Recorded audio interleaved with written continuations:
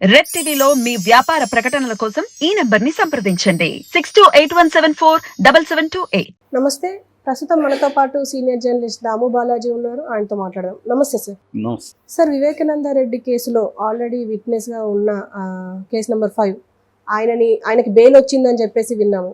అయితే ఆయన బెయిల్ని రద్దు చేయాలని చెప్పేసి ఒక పక్క సునీత రెడ్డి అలాగే దస్తగిరి కూడా ప్రయత్నాలు చేస్తున్నారని చెప్పి వినిపిస్తుంది. ఏం జరగబోతుంది సార్ అసలు? మామూలుగా వివేకానంద రెడ్డి కేసులో 8 మంది ముద్దాయిలు ఉన్నారు ఇప్పటివరకు. ఎర్రగంగిరెడ్డి, సునీల్ యాదవ్, ఉమాశంకర్ రెడ్డి, దస్తగిరి, దేవిరెడ్డి శివశంకర్ రెడ్డి, గజ్జల ఉదయ్ కుమార్ రెడ్డి, వైఎస్ భాస్కర్ రెడ్డి, వైఎస్ అవినాష్ రెడ్డి. 8 మంది ఉన్నారు. 8 మందిలో దేవిరెడ్డి శివశంకర్ రెడ్డి 5వ ముద్దాయి. సో ఈయన 2021 సెప్టెంబర్ 17న హైదరాబాద్లో ఆయన అరెస్ట్ చేశారు. అప్పటి నుంచి ఆయన జైల్లో ఉన్నాడు. అంటే దాదాపు 3 ఏళ్ళ దగ్గర 3 ఏళ్ల పాటు జైల్లో ఉన్నాడు ఆయన. సో ఇప్పుడు ఆయనకి బెయిల్ వచ్చింది. అయితే అనేక సార్లు సుప్రీంకోర్టు వరకు కూడా ఆయన భార్య తులసమ్మ సుప్రీంకోర్టు వరకు కూడా వెళ్ళారు. కొడుకు చైతన్యారెడ్డి డాక్టర్ అతను. సో వీళ్ళు ఎప్పటి నుంచో ట్రై చేస్తున్నారు, కానీ రకరకాల పద్ధతులు చేస్తున్నా కూడా రాలేదు. దీనికి ప్రధాన కారణం సునీత ఎప్పుడు వీళ్ళకి బెయిల్ వచ్చినా సిబిఐ అన్న సైలెంట్గా ఉంటుంది, కానీ సునీత సైలెంట్గా ఉండదు. ఇంప్లీడ్ అయిపోయి వాళ్ళ బెయిల్ని రానియకుండా ఆమె చాలా చూసుకుంటుంది. సో ఇది కూడా ఒక విచిత్రంగానే చెప్పుకోవాలి. ఎందుకంటే మన సుప్రీంకోర్టు అనేకసార్లు చెప్పింది bail is the rule, jail is the exception అని. అంటే ఎవరికైనా కూడా వాళ్ళు మరీ ఆ కేసుని సీరియస్గా ప్రభావితం చేస్తానో లేకపోతే విదేశాలకు పారిపోతారనో ఆ స్థాయిలో ఏమన్నా సీరియస్గా ఉంటే తప్ప బెయిల్ అనేది ఇవ్వాలి. రెండవది, ఇన్వెస్టిగేటివ్ ఏజెన్సీలు ఇన్వెస్టిగేట్ చేసి త్వరగా కేసుని చేయకుండా ఏళ్ల తరబడి పెండింగ్లు పెడతా ఉంటే అంతవరకు వీళ్ళు ఎందుకు జైల్లో ఉండాలి? వాళ్ళు నేరం చేసి ఉంటే శిక్ష వేయండి, ట్రయల్ చేసి. నేరం చేయకపోతే వదిలేయండి. ఇప్పుడు జిఎన్ సాయిబాబా అనే ఆయన్ని భీమా కోరేగాం కేసులో దాదాపు ఆయన 10 ఏళ్ళు ఉన్నాడు 2014 నుంచి జైల్లో. ఇప్పుడు ఆయన నిర్దోషాన్ని వదిలారు. ఆయనే కాకుండా చాలామంది ఆయనతో పాటు. సో మరి 10 ఏళ్ల జీవితాన్ని ఎవరు తెచ్చిస్తారు? పైగా ఆయన 90% వికలాంగుడు. జైల్లో ఆయన నరకం చూస్తుంటాడు ఖచ్చితంగా. ఎందుకంటే జైలు మామూలు వాళ్ళకి చాలా ఇబ్బందులు ఉంటాయి. ఆయన ఎవరు సహాయం లేకుండా ఆయన కదిలే పరిస్థితి లేదు, వీల్ చైర్లో ఉండాలి. అటువంటి బయట అంటే ఏదైనా హెల్ప్ తీసుకుంటారు. ఆయన భార్య ఉంది, సపోర్ట్ సిస్టమ్స్ ఉంటాయి. అక్కడ ఏముంటాయి జైల్లో? సో అటువంటి ఆయన జీవితం, అటువంటి వ్యక్తినే 10 ఏళ్ళు, ఒక నిర్దోషిని 10 ఏళ్ళు జైల్లో పెట్టినట్టే కదా. అలాగా ఇప్పుడు ఈయన కూడా దాదాపు 3 ఏళ్ల పాటు జైల్లో ఉన్నాడంటే ఇదే మన క్రిమినల్ జస్టిస్ సిస్టమ్ అంటారు. మన వ్యవస్థ ఎంత ఘోరంగా ఉంటుంది అనేది. మామూలుగానే న్యాయ వ్యవస్థలో ఉండే సూత్రం ఏంటంటే 100 మంది దోషులు తప్పించుకున్నా పర్వాలేదు, కానీ ఒక నిర్దోషికి శిక్ష పడకూడదని. కానీ అదే జరుగుతుంది. ఇండియన్ జైల్స్లో దాదాపు 5 లక్షల మంది ఉంటే దాదాపు 4 లక్షల మంది రిమాండ్ ప్రిజనర్సే ఉంటారు. అంటే వాళ్ళు ప్రూవ్ కాల ఇంకా శిక్ష పడలేదు. అందుకని మనం చంద్రబాబు టైంలో కూడా నేను చాలాసార్లు చెప్పాను, చంద్రబాబును కూడా జైల్లో ఉంచడం కరెక్ట్ కాదు, బెయిల్ ఇవ్వాలి అని. సో అదేంటంటే ఇదే జరుగుతుంది. కాకపోతే చంద్రబాబు లాంటి వాళ్ళకి ఏంటంటే వాళ్ళు సెలబ్రిటీ స్టేటస్ ఉంటుంది, డబ్బులు ఖర్చు పెట్టుకోగలరు. సో వాళ్ళు 100-200 కోట్లు ఖర్చు పెట్టైనా పెద్ద స్థాయిలో సుప్రీంకోర్టు స్థాయిలో వాళ్ళు కొట్లాడగలరు కాబట్టి వాళ్ళు బయటికి రాగలిగారు. వీళ్ళకి ఏముంటుంది? అంత లేదు. సో మామూలు వాళ్ళకైతే ఇంకా అసలు లాయర్ని కూడా పెట్టుకోలేరు. వాళ్ళు లాయర్ని పెట్టుకోకుండా గవర్నమెంటే లాయర్ని ఇస్తుంది. ఈ గవర్నమెంట్ లాయర్లు ఏం చేస్తారు? వాళ్ళు గవర్నమెంట్ నుంచి డబ్బులు తీసుకుంటారు, కానీ వీళ్ళ కేసుల్ని వాళ్ళు సీరియస్గా ఫాలోఅప్ చేయరు. దాంతో వాళ్ళకి ఎవరైనా దయదలిచి వేరే లాయరు నేను చేస్తానన్నా ఈ లాయర్ క్లియరెన్స్ ఇవ్వాలి. ఇతను ఇవ్వడు, ఇతను అపియర్ కాదు. దాంతో చాలామంది ఖైదీలు ఈ కారణం వల్ల కూడా జైల్లో మగ్గుతుంటారు. సో ఈ కాంటెక్స్ట్లో ఈయనకు నిన్న బెయిల్ వచ్చింది దేవిరెడ్డి శివశంకర్ రెడ్డికి. అయితే ఇతను బెయిల్ రానియకుండా చేయడానికి సునీతారెడ్డి, దస్తగిరి కలిసి ఒక ప్లాన్ వేశారు. అదేంటంటే జైల్లో ఉన్నప్పుడు దస్తగిరి ఒక 6 నెలల పైన జైల్లో ఉన్నాడు.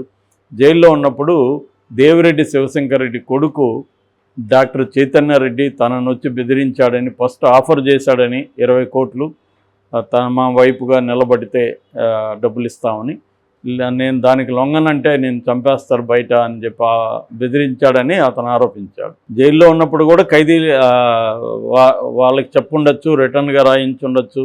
అప్పుడు కూడా అక్కడ నుంచి మ్యాజిస్ట్రేట్కి కూడా అడ్వకేట్ ద్వారా కంప్లైంట్ ఇవ్వచ్చు. అప్పుడు అవన్నీ చేయలేదు, బయట వచ్చి అది చేశాడు. దాంట్లో ఉద్దేశం ఏమంటే ఈయన బెయిల్ పిటిషన్ మీద హైకోర్టులో వాదనలు జరుగుతున్నాయి కాబట్టి ఈయన బయటకు వస్తే థ్రెట్ ఉంటుంది నాకు అన్న నెరేటివ్ని కన్స్ట్రక్ట్ చేశాడు ఎవరు, దస్తగిరి.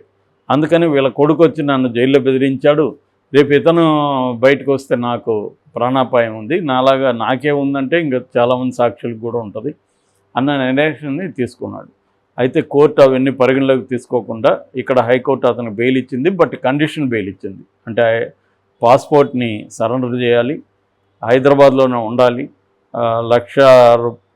2 లక్షల రూపాయలు పూచీకత్తుగా డబ్బులు ఇవ్వాలి, తర్వాత ప్రతి మండే సిసిఎస్ సెంట్రల్ క్రైమ్ స్టేషన్లో సంతకం చేయాలి. ఇది కండిషన్ అన్నమాట. అయినప్పటికీ కూడా ఆయనకు ఓరటే అని చెప్పాలి. హైదరాబాద్లో ఉన్నా కూడా ఆయన ఎక్కడో చోట ఉండొచ్చు, ఎందుకంటే 3 ఏళ్ళుగా ఆయన ఉంటున్నాడు. ఇంకా భాస్కర్ రెడ్డి కూడా చాలా కాలం నుంచే ఉంటున్నాడు. ఆయన 78, ఆయనకి ఆల్రెడీ వెన్ను ప్రాబ్లం ఉంది, అవన్నీ ఉన్నాయి. అంటే యాక్చువల్గా last year April dead line పెట్టింది సుప్రీంకోర్టు దీంట్లో విచారణ ముగించమని. ఇవాళ ఏప్రిల్ వచ్చేసింది, అంటే 1 ఇయర్ అయిపోయినా కూడా డెడ్ లైన్ పెట్టి మళ్ళీ జూన్కి పొడిగించుకున్నారు సిబిఐ. జూన్కి కూడా అవ్వలేదు. సో ఇంకా కూడా సిబిఐ దీని మీద కంప్లీట్ ఫైనల్ ఛార్జ్ షీట్ వేసి ట్రయల్కి ముందుకెళ్లకుండా ఉంది. అందుకని మన ఈ చట్టాలని సవరించడం కోసం ఇప్పుడు జూన్ నుంచి రాబోయే కొత్త చట్టం ఏదైతే బిఎన్ఎస్ అంటారు, భారతీయ న్యాయ సంహిత, భారతీయ నాగరిక సురక్షా సంహిత, ఈ 2 చట్టాలు అంటే ఐపీసీ సిఆర్పిసి స్థానంలో అవి వస్తున్నాయి. ఈ చట్టాల్లో ఒక ప్రయోజనం ఏంటంటే క్రిమినల్ కేసు కూడా 3 ఏళ్ళకి డెడ్ లైన్ పెడుతున్నారు. 3 ఏళ్ళ లోపలనే క్రిమినల్ కేసు ఫైనలైజ్ అయిపోవాలి. కోర్టుకు కూడా డెడ్ లైన్ పెడుతున్నారు. దానికి తగిన మనుషుల్ని పెంచడం, జడ్జెస్ని పెంచడం, ఇవన్నీ కూడా ప్రయోజనాలు ఉన్నాయి. సో అవన్నీ ఇంప్లిమెంట్ కావడానికి ఒక 5 ఏళ్ళు అవ్వచ్చు నాకు తెలిసి. సో రాబోయే 5-10 ఏళ్లలో ఈ సిస్టమ్ మారితే త్వరగా ఈ కేసుల్ని డిస్పోజ్ చేయడం, ఈ కేసుల్లో నిర్దోషులు ఉంటే వాళ్ళు త్వరగా బయటికి రావడం, ముఖ్యంగా నిర్దోషుల్ని జైల్లో పెట్టడం అనే ఒక సంస్కృతి పోయే అవకాశాలు అప్పుడు ఉన్నాయి. ఇప్పుడున్న ఈ చట్ట పరిధిలో ఈ క్రిమినల్ జస్టిస్ సిస్టమ్ పనిచేసే పరిధిలో నిర్దోషులే ప్రధానంగా జైల్లో ఉంటారు దోషుల కంటే.